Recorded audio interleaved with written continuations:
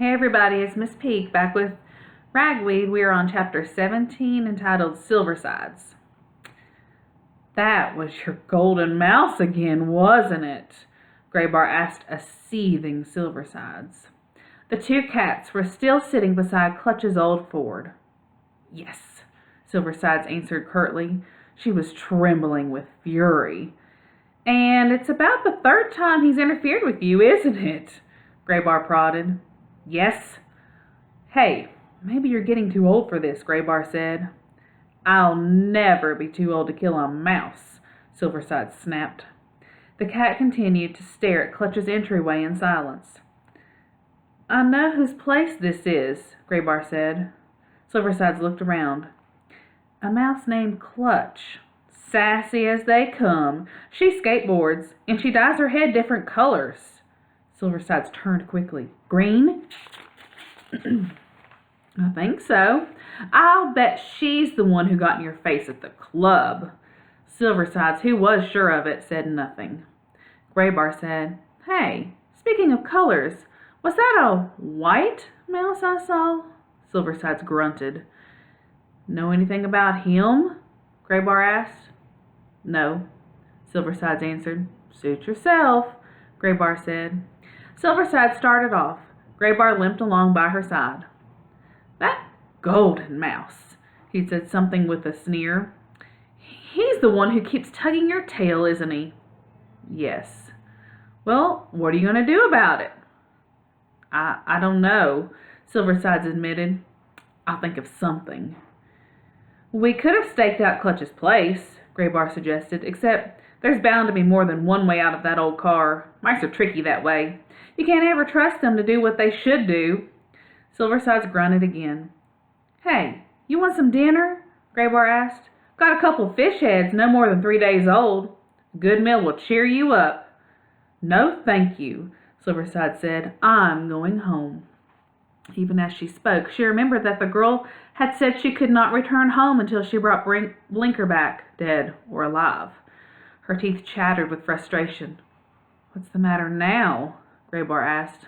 Nothing, Silversides insisted. I'll see you later, she said and stalked away. Exasperated and angry, feeling that the whole world was against her, Silversides roamed the city. Even so, she soon found herself standing in front of her own house.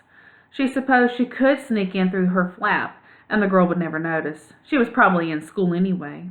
Eager to get back to her sheepskin and get some sleep, Silversides went to the back of the house and butted her head against the cat door.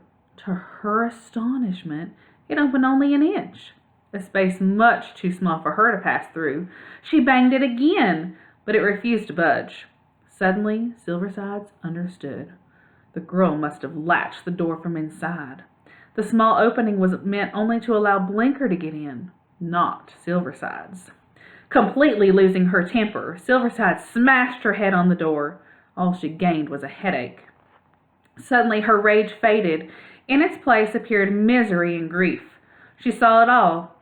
The 3 mice she hated most had banded together, and she had been locked out of her own home, kept from her bed of 7 years, for something she had never done.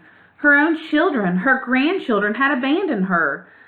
Did they ever think about her? Ever come for a visit? Ever get in touch with her? Never. No one loved or cared for her. She was alone. It was all the fault of the mice. It was a conspiracy. Sobs grew within her chest. Tears came to her eyes, then rolled down her round, furry cheeks and fell to the earth.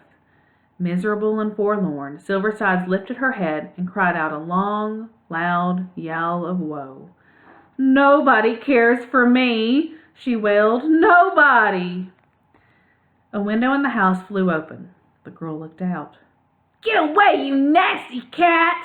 She shouted. Find Blinker! As Silversides gazed at the girl, the cat's mood shifted again. Her anger rekindled. She told herself she must put aside all weak emotions. To do otherwise was cowardly, mouse-like. If there was one thing worth living for, it was to revenge herself upon those 3 mice. The golden one, the white one, and the green-headed one. Once she found a way to deal with them, she would leave Amperville forever. So resolved, Silversides tore the Amperville cat license from her neck, dropped it at the back door of the girl's house, and marched away with her tail high. And that's the end of the chapter. I hope you enjoyed it. See you next time. Bye.